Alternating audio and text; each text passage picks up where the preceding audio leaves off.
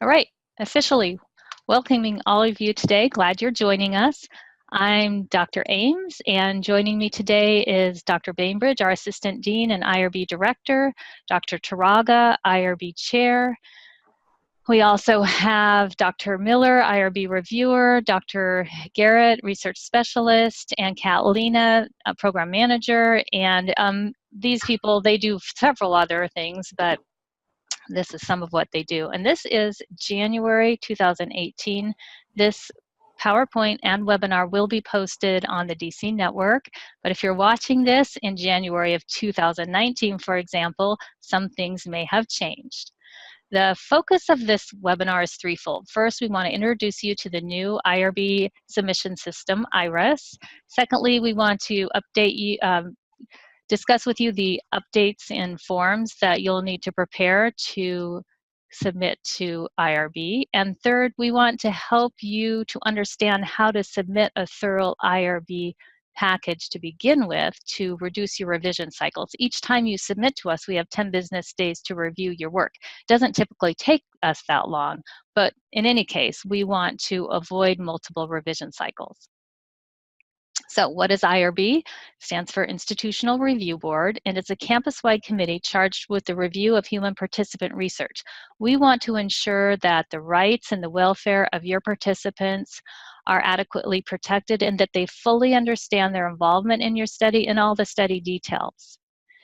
It's very important that you know that absolutely no screening, recruitment, or data collection of any kind can begin until you receive official IRB approval. That would constitute a serious ethical research violation with legal, federal regulatory implications to the learner, chair, and university. And if a violation occurs, disciplinary action could include redoing the study, suspension, or dismissal from the program. Now, you'll know when you receive IRB approval because you'll get an official IRB letter from us. And if you're a CDS student, you'll also get a D50 form. This is our newly organized and updated page on the DC network. This is our IRB page. Now, the link for this page, all the links that I'll discuss in this webinar are at the end of the PowerPoint, but if you're at the home page of the DC network and you want to get to our IRB page, the easiest thing to do is just to go up to the top in the web address and put /IRB. So as you can see in the left-hand column in the purple rectangle, you can click there and it will take you directly to IRIS. Below that, you can ask questions that are IRB related. And then there are some quick links. Now, some of the quick links are cut off on the slide, but you can see there's a link for forms and templates. So if you just need a quick form, you just need an informed consent template or a non-disclosure form, all the forms are listed in that area. Now, towards the middle of the page, we have steps 1 through 8, and they each have drop-downs. So I highly recommend that you do spend a good amount of time on this page, look through each of the drop-downs, because this is how you can prepare for IRB so that you can front load and be really prepared when you get to us, because it'll save everyone a lot of time in the long run. And I'd like you to look at number 6 for now. If your study involves participants, sending out a survey, interviews, focus groups, you will use an informed consent form and also a recruitment. And these are very important. I would say the informed consent form is the most scrutinized document for IRB. We really look carefully at that. And we'll talk more about each of these forms, but do spend some time in that area number 6. Also, in area number 5 or number 8, there are quick 4-minute videos on how to navigate through IRIS. I had a couple learners email and they said, "Oh, Dr. Ames, I started my application and I went back the next day and everything was gone." And it's not really gone, it's in draft form. So the videos cover that. And then occasionally we'll get learners, they'll say, "Dr. Ames, I can't find my chair in IRIS." And that's simply because the chair just hasn't registered yet. Chairs, once you register for the first time in IRIS, all subsequent learners will find you. But I would watch those videos definitely. All right, so as I mentioned, IRIS is our new IRB submission system.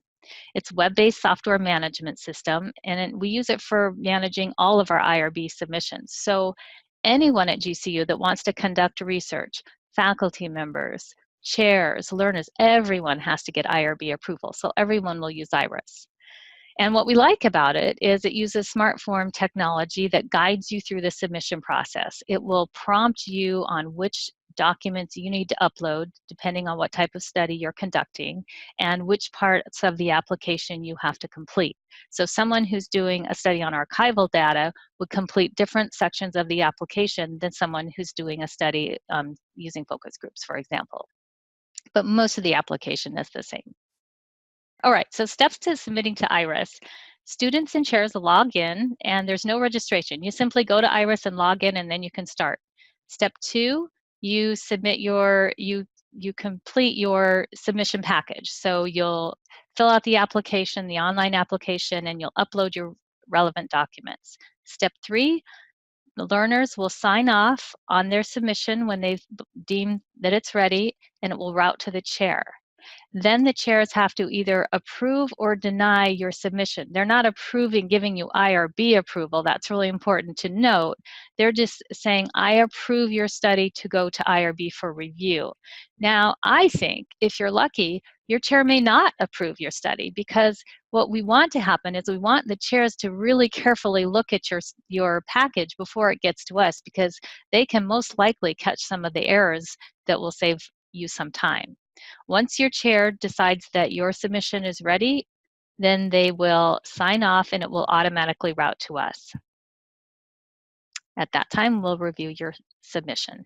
And this is what the login page of IRIS looks like. So as you can see, you just type in your GCU email and your GCU password. This is the home page for IRIS. You can see that on the left-hand side, you select My Assistant, and then you go over to the right and you add a new study. That's how you start. And I'm not going to go further into that because, as I mentioned earlier, you can go to our site, the IRB site on the DC network, and watch those quick little 4-minute videos, and it'll take you through how to navigate IRIS. All right. I'm thinking that this sound is probably not going to, can you hear that?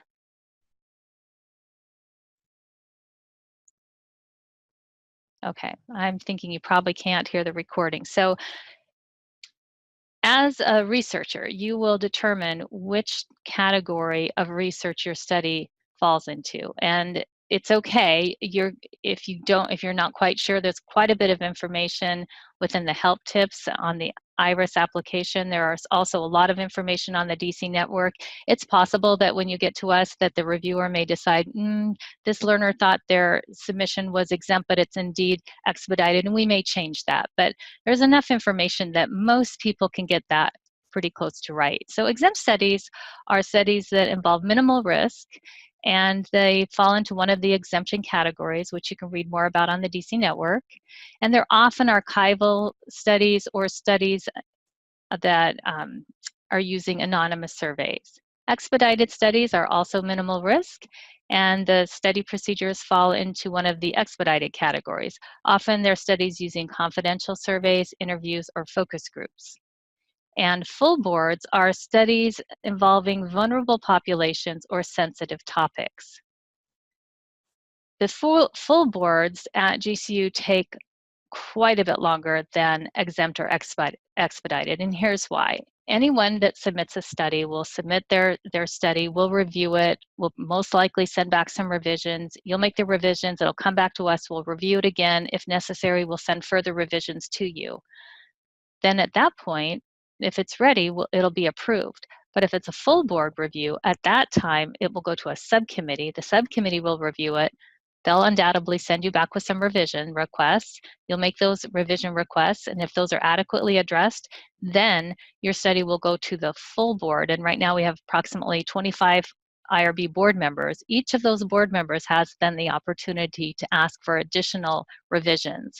And just like when you write a paper, the more people that look at your work, the more items that they'll find that should be fixed or changed or corrected. So full boards, that's why full boards take quite a bit more time.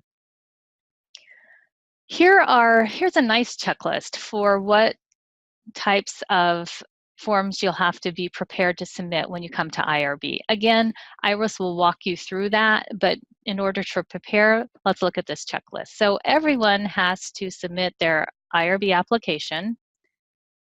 Their proposal should be free of edits, no tables. a resume, or a CV. Occasionally, we need to know if you're qualified to conduct the type of study that you intend to conduct, or we need to know if you're a supervisor or a principal. Occasionally, we need to know that. It's helpful to have your resume or CV. Your D35 form, if you're a CDS learner, it has to be signed by all your committee members. And required for some submissions, informed consent, recruiting materials. If you use an informed consent form, then you'll also need recruiting materials. Your data sources, possibly you're going to use an online survey. So we need that survey. We also need author permission to use the survey. We need your focus group questions, your interview questions. Also, some of you will need to upload site authorization, and we'll talk more about these forms. We'll talk more about the site authorization in a minute. Some of you will need translation certificates. Only those that are full boards will need their 10 points. And then you'll need to upload non-disclosure agreements for other people that are involved in your study, for example, statisticians, editors, transcriptionists. Those of you who are chairs that have been around for a while, here are a couple updates. PIs, so principal investigators, the person in charge of the studies, no longer need to upload confidentiality or conflict of interest. Those are now built into the online application. And PIs no longer have to upload city completion reports because those are also pulled automatically by IRIS. But we are now requiring readability reports for consent and for recruitment, and I'll talk more about those, and non-disclosure agreements, as I mentioned earlier, for someone like a statistician or a transcriptionist.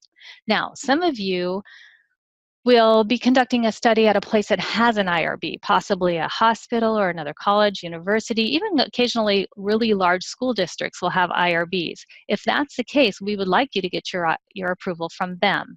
And if you come to us and you have prior IRB approval, we can get you through our system typically in a few days.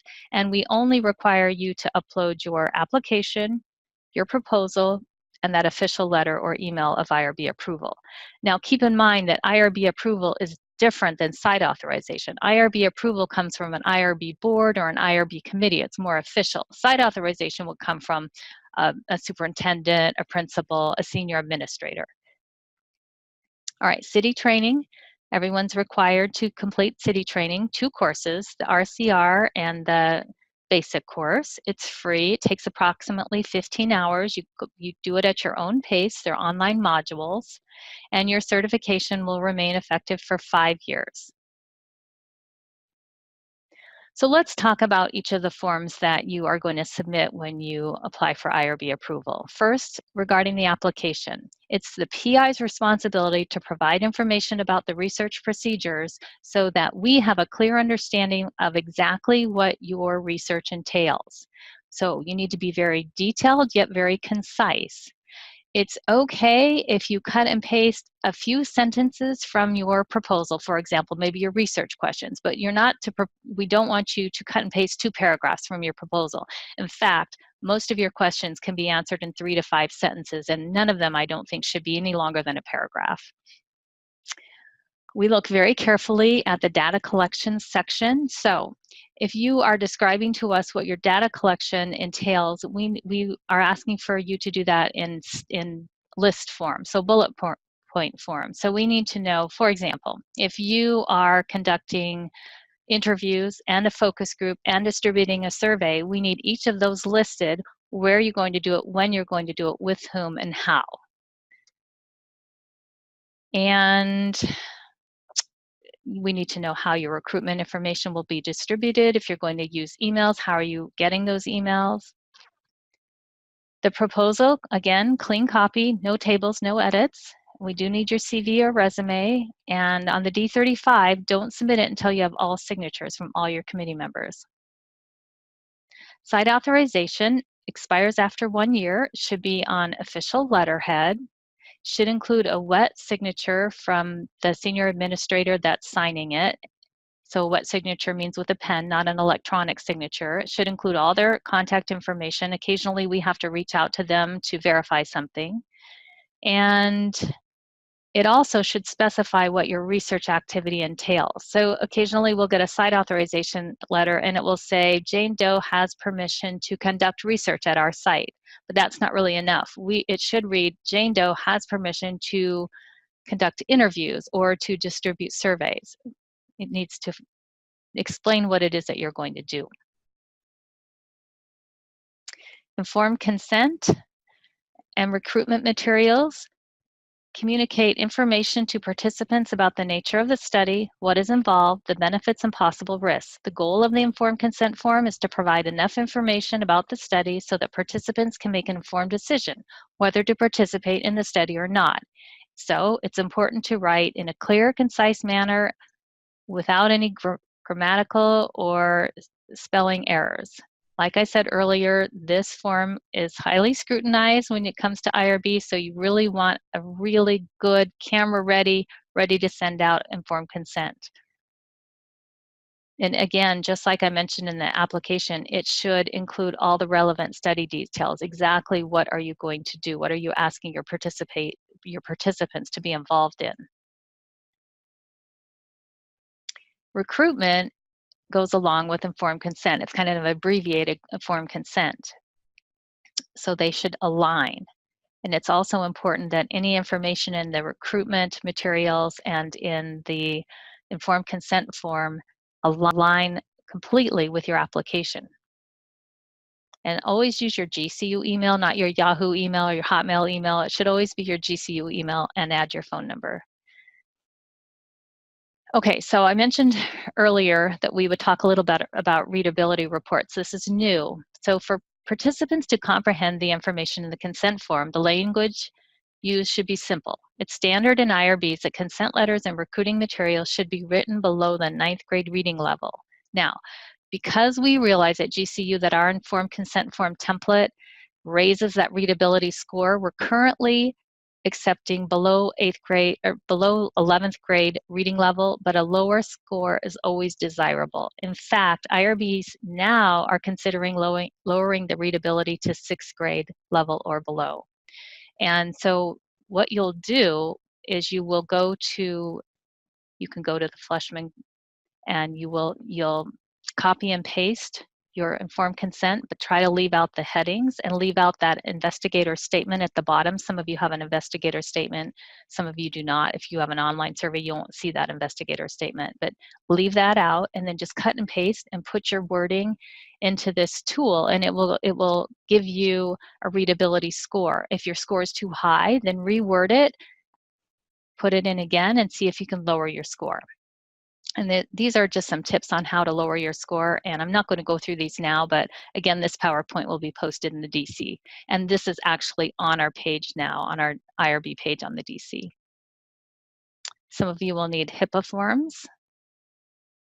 And so these are just resources for learners and resources for chairs.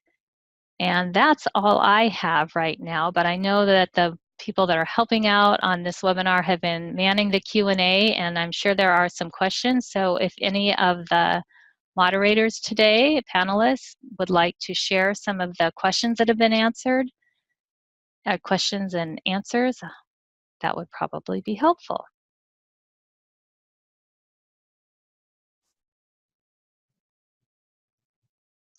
Hi, this is Heather. Kathy, can you hear me? Yes, thank you.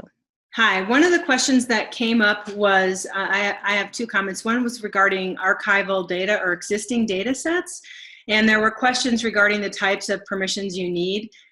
In some cases, if you have an archival data set, let's say from a school district or a hospital or something that is within the confines of that organization, you'll need to get permission from that organization and how you will access that data set. Sometimes organizations have little caveats, like you have to come in there and use their computer. Sometimes they'll provide it to you with de-identified information. It just depends, but that would be outlined in your permission. Another question regarding archival data had to do with public data sets. And so I always say, if I can see the data set from my phone and it's truly public, then you don't need permission. So that was one of the questions that went through that I can answer. The other thing I want to speak to, and I see right now that Vince is talking about this whole readability. And readability is a real challenge with every single IRB, every consent letter. There's entire peer-reviewed journals published on readability and how to make sure readability is clear. All of the information that Dr. Ames provided on the website regarding how to lower your readability is really helpful. But again, those readability calculators in Microsoft Word also has a readability calculator. There's many different ones. Sometimes it's helpful just to cut and paste the content of your consent letter and then go ahead and run that through the readability. I just want to stress that, what Dr. Ames said, because big words like Vince said, Tourette's syndrome, sometimes big words like that can affect the readability overall, which means you can adjust it in other parts of the documents. It shows shorter sentences, very clear verbiage, not a lot of commas and semicolons. If you can kind of imagine, you can make up for some things in other places. And in all cases over the years, I've only seen one word actually make it so we couldn't get it below that 9th grade level. But it is tricky. It's not something that you're going to whip out, so just be sure to take the time with that. Thank you very much, Dr. Miller. That was very helpful. And just I'd like to point out that sometime probably next month, Dr. Miller and I will be conducting another webinar, or at least putting out a training video specifically on informed consent recruitment and readability. And I see there weren't really as many questions in the chat as we often get, so I'll give you about 1 more minute to ask any questions in the chat area, and if not, then we will wrap up. Dr. Ames, this is Dr. Bainbridge. I just wanted to take a moment and comment on a couple areas that I think we continue to have confusion about. And you touched upon those earlier on, is the difference between an informed consent and then also your site authorization. And oftentimes, researchers get confused that will submit that I'm recruiting my study participants, and then that raises a flag for us in terms of, is this an ethical violation? Because if they're submitting an IRB application and then for IRB approval, but yet stating that they're out recruiting or talking with participants. And most often what we find in follow-up with the learner and the chair is that the learner's actually talking to the various sites where they intend to collect their data. So just be really careful that in your language, and that the informed consent is what you use with your study participants, and it informs them about your study and they're agreeing to participate. The site authorization letter is the organization where you're going to do the research, and they have to give you permission to actually conduct the research at that site. So I think that's an important clarification. Hopefully that will help all of you as you think about your own studies. Thank you very much, Dr. Bainbridge. And for those of you who are newer in the program, Dr. Bainbridge is our Assistant Dean, and she's our IRB Director. Hi, everyone. Glad to be here, and thank you all for attending today. We very much appreciate you taking your time out of your schedule today and being part of this webinar. And we have 141 participants, which is absolutely fabulous. So thank you. And thank you, Dr. Ames, for an excellent presentation. Absolutely. Any other panelists with any other questions from the chat? This is Dr. Garrett. We had a question from Lydia regarding, let me get back up to it, IRB approval. So I'm not sure what she says. I would need to complete all of the forms again. This is Dr. Turaga here. Lydia, I'm not sure what forms you're talking about. I believe you are in form and format. If that's the case, then all you need is to hold on to all your IRB approval forms. And when you're ready to graduate, you have to submit your closeout form to the new submission system, which is IRIS. And when you're ready to submit the closeout form, make sure you reference the original IRB net protocol number and submit the original IRB approval letter along with your closeout form in IRIS.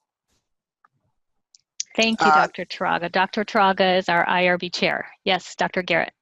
I was just going to say, Lisa had a question about the D50 form only being needed for what kind of student, and that is for the CDS students. If you're a DNP student, then you don't need the D50 form. Right. Thank you, Dr. Garrett. And this is Heather Miller again. I wanted to answer Lewis's question, which was interesting about a school district. Lots of big school districts do have their own IRBs, as do hospitals and universities. Every process, it can be a little bit different, and sometimes it's a little bit chicken and the egg. So sometimes, like Lewis, you said you might have to go to your school district, and then you'll have to come back to us. We'll ask you what you submitted, and we'll want to see everything you submitted. Sometimes you can do both at the same time. You can submit to us, and then maybe you're waiting for permission from the school district, and then sometimes we have to work out agreements. And so what's important is to make sure you fully understand the process of the other IRB so that we can work with you to make sure that we can expedite it as quickly as possible. Thank you very much, Dr. Miller. Dr. Miller is one of our IRB reviewers, and she does many other things, methodologist and many other. So I just thought I would review the poll results with you for the last minute. We had 91% of you participated in the poll, so thank you for that. Most of you are learners, 86%. 12% of you are chairs. We've got a faculty researcher, and only 2% are in coursework, 15% are in prospectus, 50% proposal, 16% AQR. And again, still, as it was earlier, 50% of you have spent some time on the newly updated IRB page on the DC network, and 40% of you have visited IRIS, and 74% of you have had heard of IRIS prior to this. So thank you very much, everyone. Any last words from our panel? Otherwise, we're going to end. Hi, Dr. Ames. I have one more thing. One student said, well, do I still have to address readability if I have graduate students? So our job as a university is to teach you best practices. Just like when you learn to drive, depending how old you are, you had to go 10 o'clock, 2 o'clock and look, and you certainly weren't drinking coffee, texting, and yelling at your kid in the back. So our job is to try to teach you the best way possible. So even though you might have graduate students, we're still striving for that readability to be within the informed consent below the 9th grade level, because that's what the best practices say. So I hope that helps, is that it's our job to teach you to be the best novice researchers moving forward, and this is just part of that process. So I hope Great question, great answer. We have 2 other questions that we would like to answer before we end the call. So first thing is from Maureen. She says, I'm an AQR, and is my informed consent in the proposal just what I'm proposing to send the participant? Yes, Maureen, this is just a draft or whatever you're planning to submit to IRB, and it's a way to prepare you to start writing and working on your informed consent. So this is pretty much an informed consent that you will submit to the IRB. So I hope that answers the question. There is another question from Jen Labad. The question is, can a person say, will you help me with my study when it is ready? So I'm not sure whom you're asking that question to. If you're asking the site authorization officials, that's a different situation. But there is no, you should not interact, you cannot recruit, screen, or collect any data from the actual participants or human subjects that you're planning to target. So hope that answers that question. Dr. Traga, I just wanted to follow up on that with everyone and provide a reason why. Because even though you might want to just generally go out and say to the teachers in your school, hey, I'm getting ready to do my dissertation research and my studies on this and this and this, and when I'm ready, are you willing to participate? Well, that really counts as recruiting, right? Or screening. And the issue there is that during your committee review processes, during peer review, it is likely that many things about your study may change. And so you have the potential to misrepresent your research to those individuals. There's just so many variables and factors, and it just goes back to the best practices that we want to ensure as an institution that the information you're conveying to your potential participants is consistent across every person that you are actually asking to consider being a participant in your study, and then also that the information in your informed consent is clear, it's readable, so that goes to the readability factor. So having these best practices in place, I think that's a really great point that Dr. Miller was making, is that the IRB process is intended to make sure that the appropriate rigor and that is in place, and your subjects and the participants have all the protections in place, and they understand the nature of the research, and then also what their options are as a research participant if they decide, no, I don't want to participate, and so on and so forth. So that's why we have this the IRB and the Institutional Review Board, and that's why we ask that you are very mindful, or that you do not go out and sort of populate or pre-recruit before your study even is completely fully approved by your committee and by the peer review team. And I think that it's sometimes that can be a little bit frustrating, because you want to be getting ahead of the game and working. And I would say to all of you that one of the things that many of you are in process right now of writing your proposals, and so you should be drafting copies of these documents and looking at them and preparing them and working concurrently. And even though you might have to make a whole lot of changes at some point down the road in them, it's still, once you have drafts and you have working documents, it's really to your advantage, because you can work with your chair and make the changes, and then by the time you get to IRB, you're just ready to go and submit all of these documents in for the review. And I was just finishing up a 955 course, and there is an IRB assignment in that course which asks you to start drafting and thinking about the IRB process. So for those of you that are somewhere around there in that class, that's a really great opportunity to really get this process started, and that's why the assignment's in place. So it doesn't mean those are going to be your final documents, it just means that this is the draft, and you can start preparing and pulling all the documentation you need together for your application, so that when you do get through the peer review process and all of your approvals, you're ready to hit the ground running with your IRB. So Thank you. yeah, thank you.